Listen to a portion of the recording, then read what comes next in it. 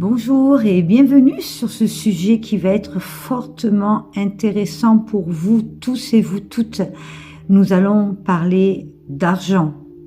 L'argent et ses blocages, comment les débloquer, quelles sont nos croyances et pourquoi avoir un flux limpide avec l'argent est vraiment vital pour votre réussite de vie, pour votre santé, pour vos relations et votre morale.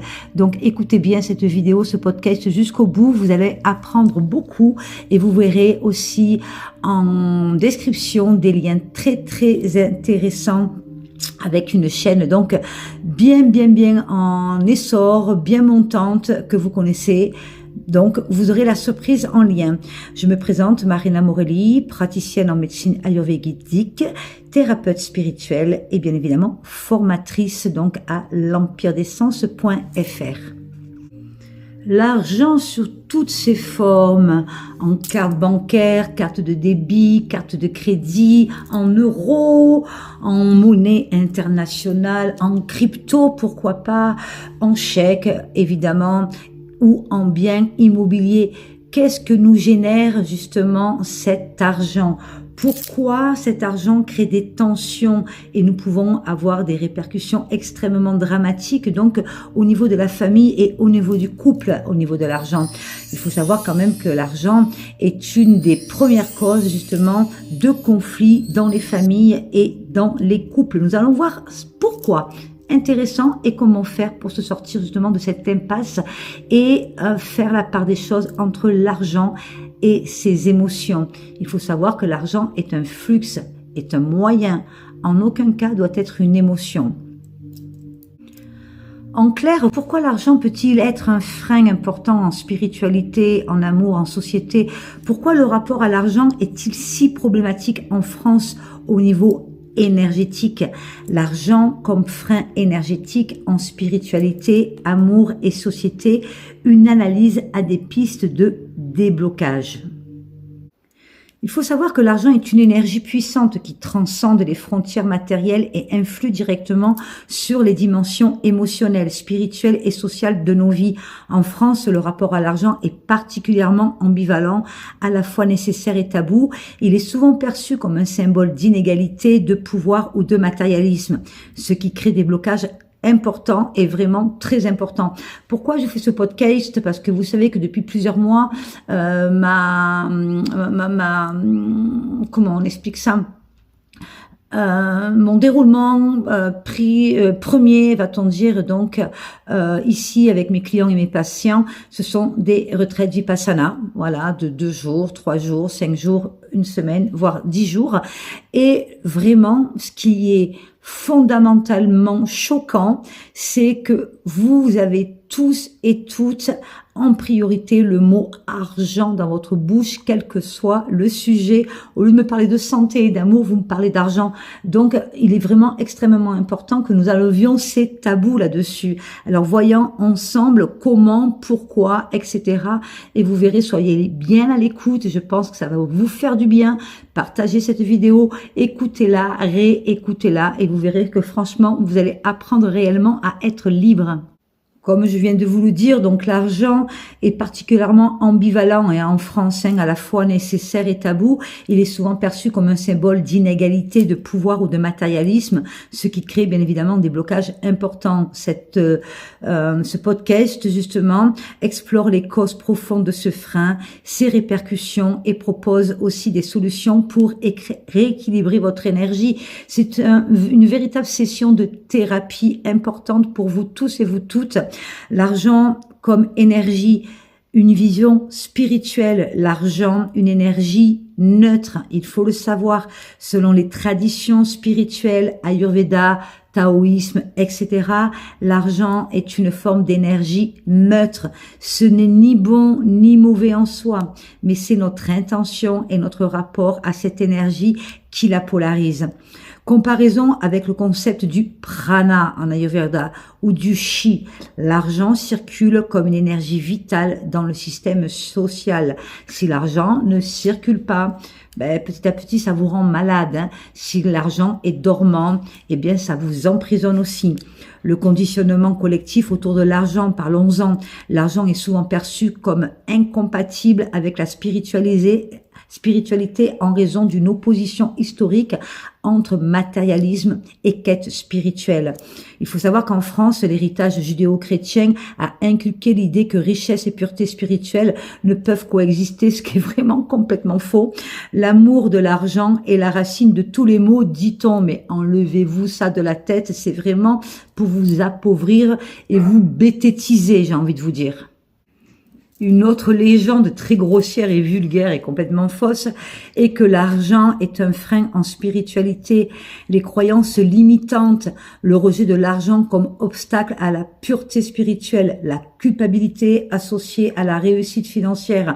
Et oui, souvent, on voit des cartomanciennes réelles, imaginaires ou ponctuelles, etc.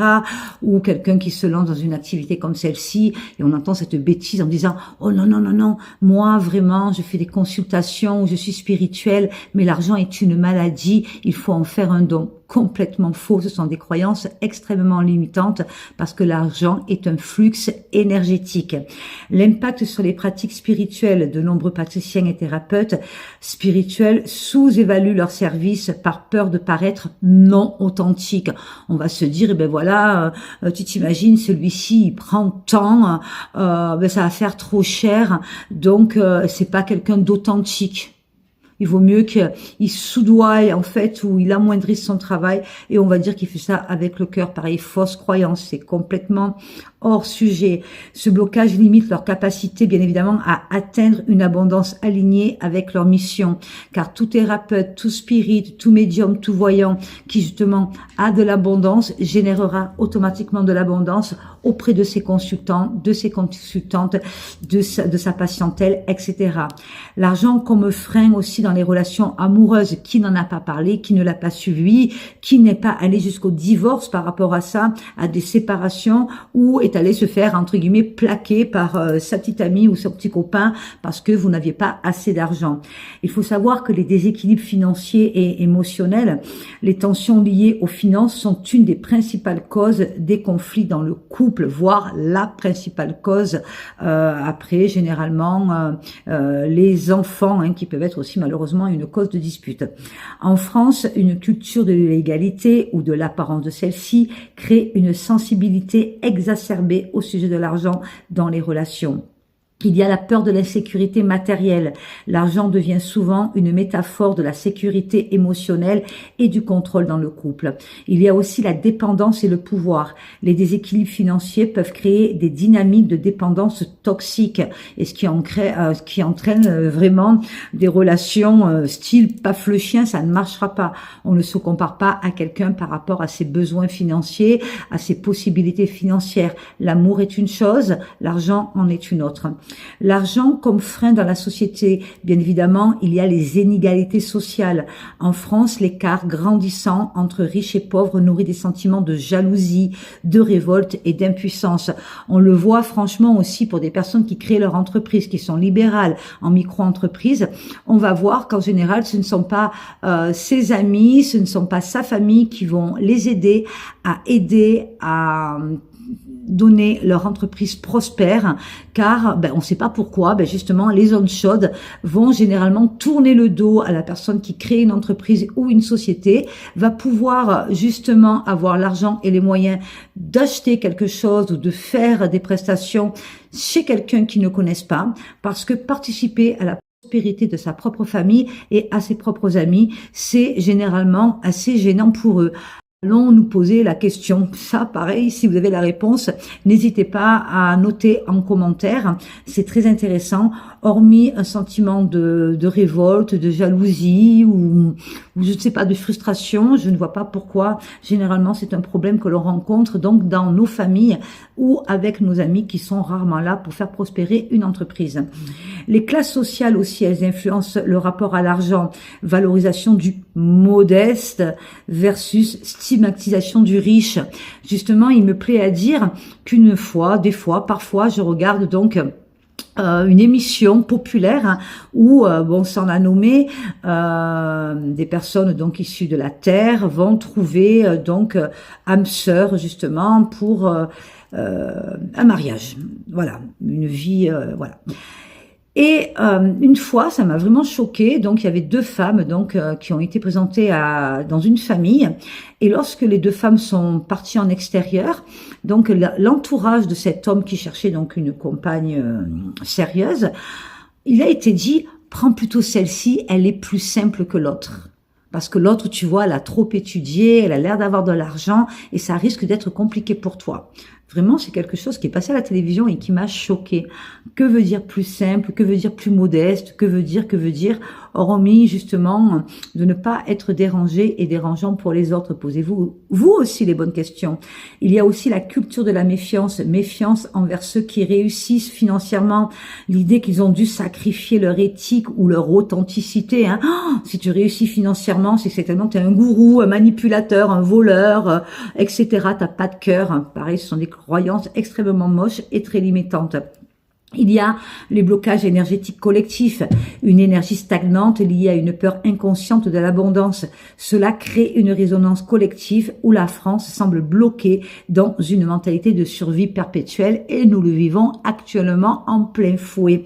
Il y a aussi une issue au déblocage, rééquilibrer le rapport à l'argent, c'est-à-dire qu'il faut changer les croyances limitantes, affirmations positives, répéter des phrases comme « l'argent est une énergie qui me soutient dans ma mission de vie », travail énergétique pour couper des liens karmiques avec les traumatismes financiers familiaux. Dites-vous bien que vos traumas familiaux ne vous appartiennent pas. Ça c'est pareil, c'est un travail que l'on fait ici même à l'Empire des Sens.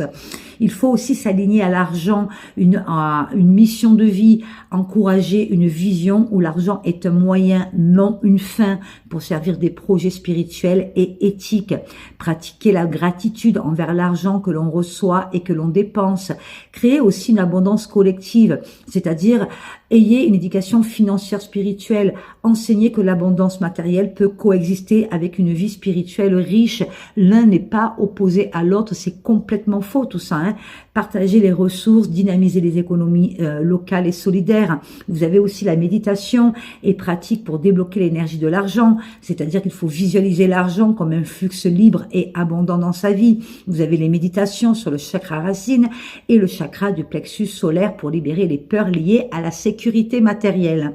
Il y a aussi des initiatives sociétales, c'est-à-dire encourager des discours publics positifs sur la réussite financière éthique, créer des réseaux d'entrepreneurs spirituels pour mutualiser les ressources et promouvoir une économie consciente. L'argent, en tant qu'énergie neutre, ne devrait pas être un frein sur l'épanouissement spirituel, relationnel ou sociétale. En France, ce blocage est le résultat d'un conditionnement collectif qui peut être déconstruit grâce à des pratiques spirituelles, des changements de croyances et des initiatives éducatives. En intégrant l'argent dans une vision holistique, il devient un outil puissant pour créer une société plus alignée, abondante et rééquilibrée. À présent, je vous ai fait la synthèse, la thèse du sujet qui va être abordé.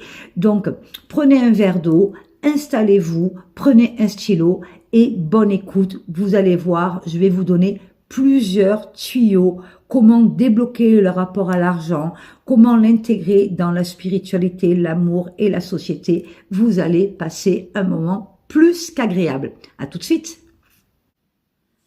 Et nous y voilà, débloquer le rapport à l'argent, spiritualité, amour et société. Le rôle énergétique de l'argent. L'argent est souvent réduit à une valeur matérielle, mais il s'agit d'une énergie fluide qui circule dans les systèmes économiques, émotionnels et sociaux. L'objectif, comprendre pourquoi l'argent est un frein en France et comment transformer ce rapport.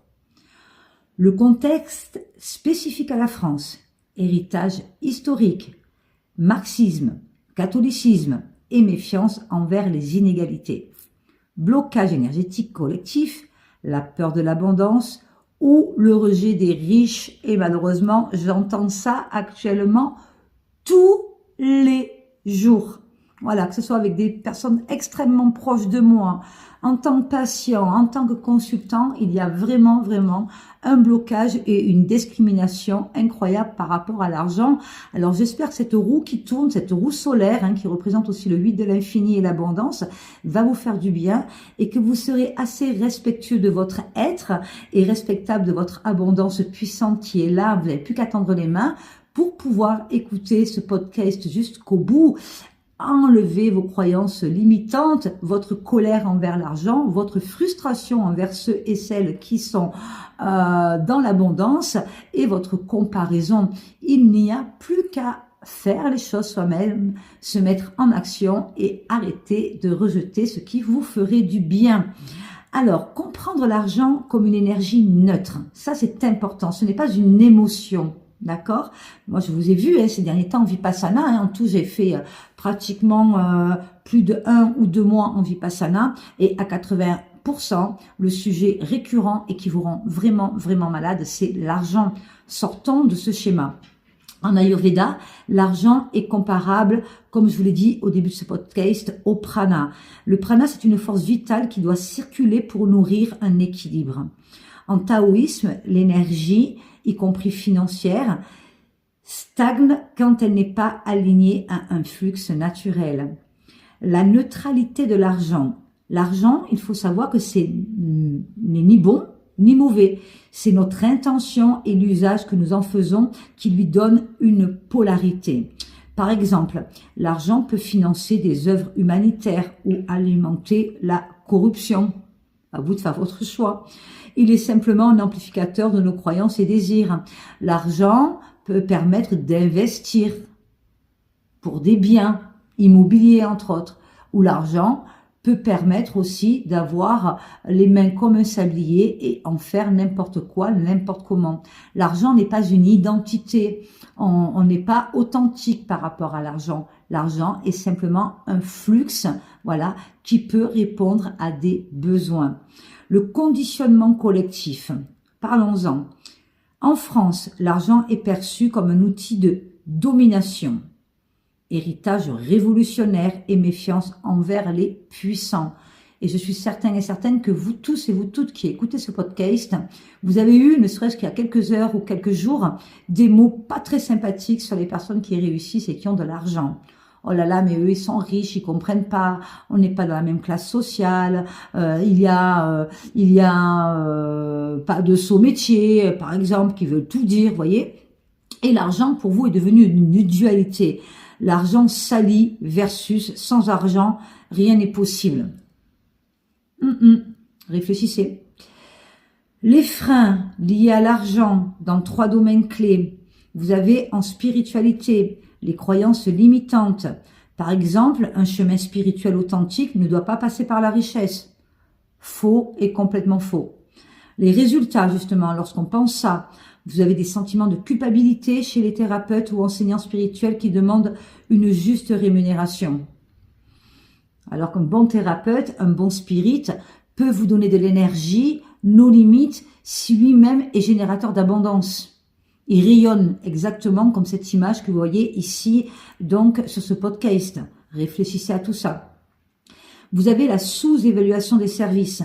Les praticiens offrent souvent leurs services à des prix dérisoires, ce qui épuise leur énergie et limite bien évidemment leur impact. Soyez, si vous êtes praticien justement, spirit, etc., soyez au juste prix. Les personnes qui ont besoin vraiment de vos services, qui conscientisent que ça va leur faire du bien, ne vont pas faire de prestations à 20, 30 ou 40 euros. Elles vont devoir y mettre justement les moyens. On m'a dit une fois que la meilleure méthode pour aller voir un psychologue pour accepter sa guérison, c'est de payer la première séance en cash. Alors vous qui êtes médium, spirit, etc., posez-vous les bonnes questions. Pourquoi sous-estimez-vous justement cette valeur à l'argent? Et pourquoi vous-même, si vous êtes honnête, sincère et transparent, en avez-vous peur? Quelles sont véritablement vos intentions? Si vous êtes si puissant que ça, faites les choses au juste prix. Il n'y a pas de problème. La solution, justement, reprogrammer la croyance que l'abondance financière peut soutenir une mission spirituelle.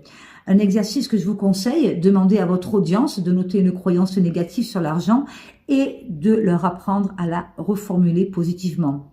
Vous avez aussi en amour l'argent, métaphore de la sécurité émotionnelle. Les déséquilibres financiers créent des tensions dans les relations amoureuses et comme je vous l'ai dit au niveau de ce podcast, est une des raisons principales des séparations, des disputes et des divorces au sein d'un couple ou d'une famille. Donc la peur de l'insécurité matérielle ou le contrôle exercé par un partenaire financièrement dominant. Vous avez aussi la société française et le mythe de l'égalité. Le problème, c'est la confusion entre amour et dépendance qui sont vraiment pas du tout la même chose. En France, beaucoup cherchent à éviter de parler d'argent dans le couple, ce qui engendre des conflits latents. Et vous verrez, on n'ose pas dire ce qu'on a mis de côté, quel est notre véritable salaire, parce que les gens ont l'impression justement que c'est une insulte. Il y a aussi la solution, c'est intégrer des conversations ouvertes sur les finances dans les relations dès le début. Développer une dépendance financière individuelle pour éviter les dynamiques toxiques. Vous avez aussi en société les inégalités et le blocage collectif, sentiment d'injustice exacerbé par la crise économique et les écarts de richesse, la méfiance envers ceux qui réussissent financièrement, stigmatisation des riches. Parlons aussi de l'impact énergétique qui n'est pas moins important, une énergie collective stagnante où la peur de manquer, mentalité de survie domine vraiment fortement de nos jours. La solution est donc de valoriser l'entrepreneuriat éthique, promouvoir une éducation financière dès le plus jeune âge pour sortir de la mentalité de manque. Alors justement, promouvoir une éducation financière dès le plus jeune âge. Qu'est-ce que ça veut dire? Apprendre justement à vos enfants que l'argent est une énergie, en aucun cas un frein. Il faut aussi apprendre à vos enfants que lorsque tu as envie de quelque chose tout de suite, parfois attendre un peu n'a que plus d'impact positif et d'appréciation sur ce que l'on arrive à acquérir. Il est important justement d'éviter les crédits à la consommation dans la mesure du possible, car c'est une énergie vide. C'est grave. Tout le monde a fait cette erreur des crédits à la consommation, d'accord? Vous pouvez y être dedans actuellement.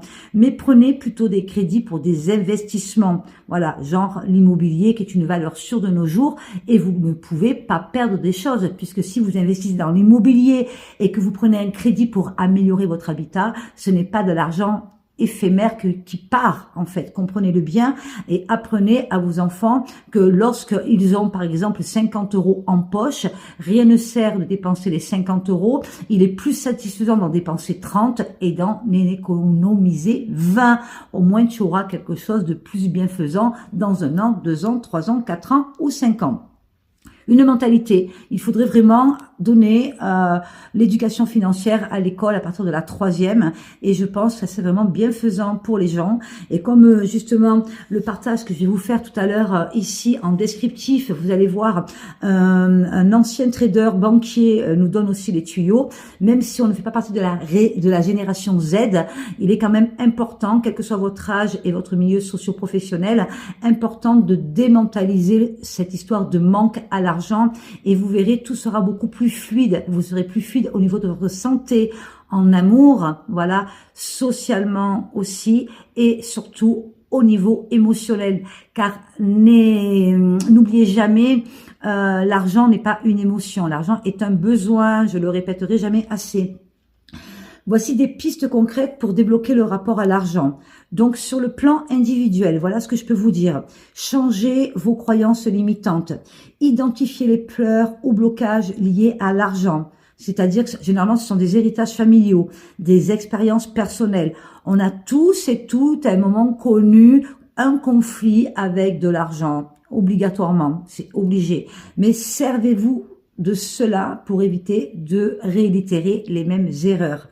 Vous pouvez écrire aussi un mantra ou une affirmation positive, telle que celle-ci, vous allez voir, telle que celui-ci. L'argent me soutient dans ma mission et circule librement dans ma vie. Je vous le répète, mettez en pause si besoin s'en fait pour aller prendre un stylo et un papier et vous le répéterez tous les jours. Je répète, l'argent me soutient dans ma mission et circule librement dans ma vie. Voilà la base. Vous avez aussi des pratiques énergétiques, donc des méditations sur les chakras. Donc vous avez le chakra racine, qui est la sécurité matérielle. Vous visualisez une lumière rouge, vive et stable. Vous avez aussi le chakra du plexus solaire, qui correspond à l'abondance personnelle. Vous renforcez la confiance en votre capacité à recevoir et gérer l'abondance. Si vous vous dites « l'argent pour moi c'est pas important », vous n'en aurez jamais. Si vous avez le peur de manquer, vous n'aurez jamais d'argent. Si vous travaillez seulement pour payer vos factures, vous ne travaillerez toujours que pour payer vos factures, ce que j'appelle des esclaves blancs. Par contre, quels que soient vos revenus, d'accord, en sachant que le salaire médian actuellement en France, à notre époque, est de plus ou moins 2000 €, d'accord. Sur les 2000 €, même si les temps sont durs actuellement, essayez d'économiser un peu, ne serait-ce que 15, 20, 30, 40 ou 50 € et essayez de faire un placement fructifiant.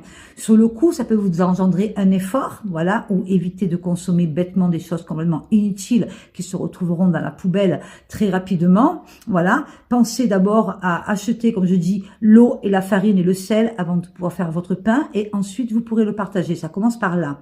Utilisez des cristaux comme la citrine ou le quartz rose pour libérer les blocages liés à l'argent. Et vous pouvez me demander aussi, je vous fasse un bracelet en citrine et en quartz rose. Et vous verrez que votre entreprise sera beaucoup plus prospère et vous trouverez des solutions pour attirer à vous l'abondance et surtout la gérer, accepter de la recevoir et la générer. Vous pouvez aussi aligner l'argent à sa mission de vie. Qu'est-ce que ça veut dire? Clarifier vos intentions.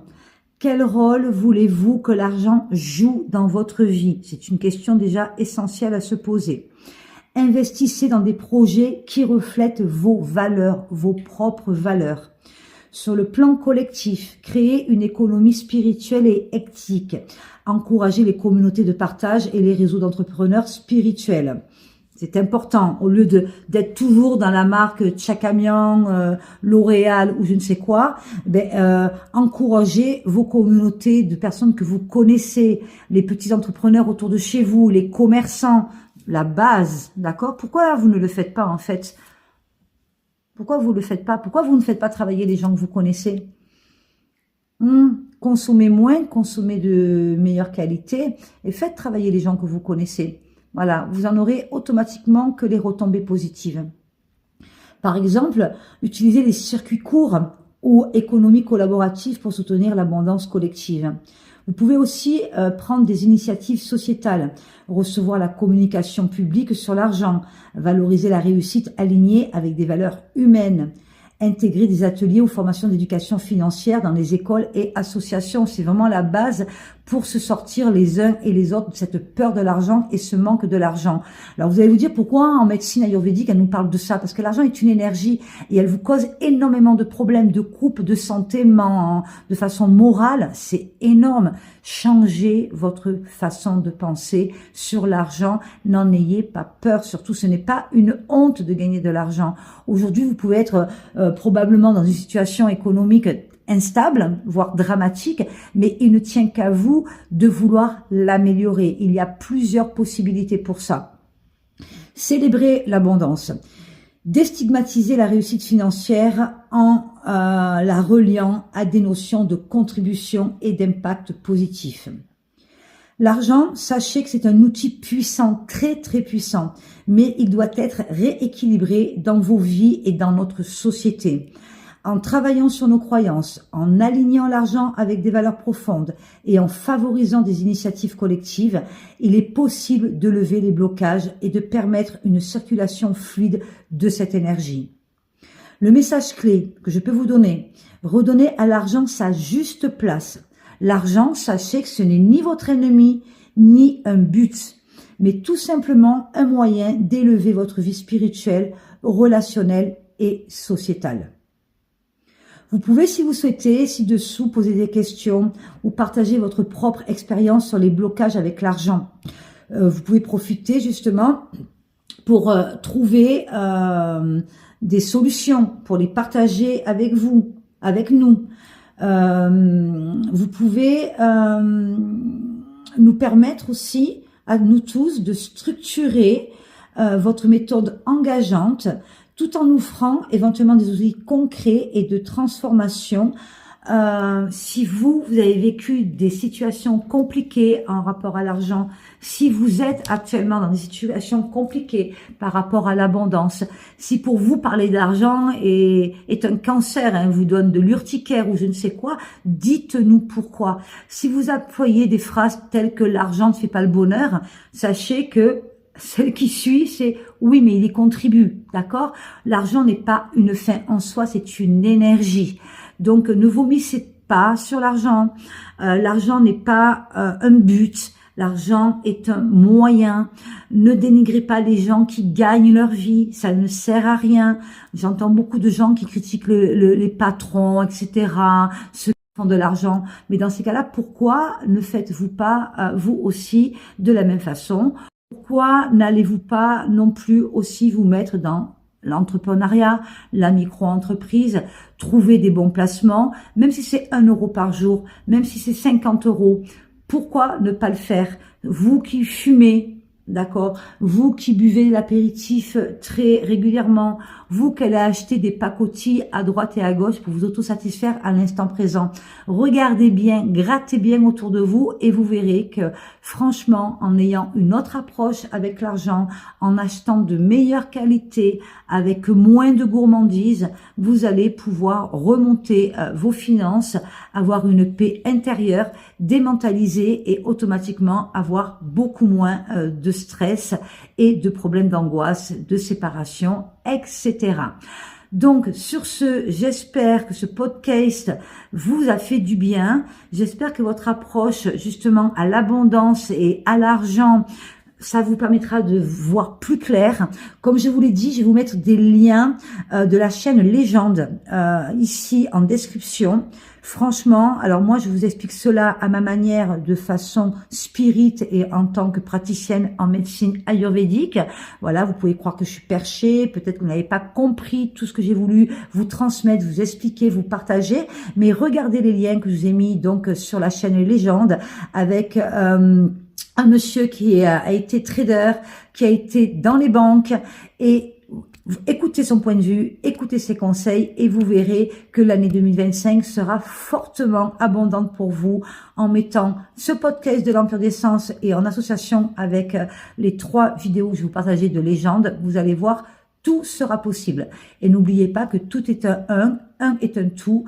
Il ne tient qu'à prendre votre vie en main et en être en action les choses et surtout arrêter les jugements qui vous emmènent automatiquement à des croyances limitantes. Je vous souhaite donc une très très belle journée, une bonne abondance et puis marquez en commentaire si vous appliquez les choses, quels sont les résultats, quelle que soit votre situation et quel que soit votre âge. Arrêtez le gaspillage aussi. À très bientôt, prenez soin de vous, bisous bisous, bye bye.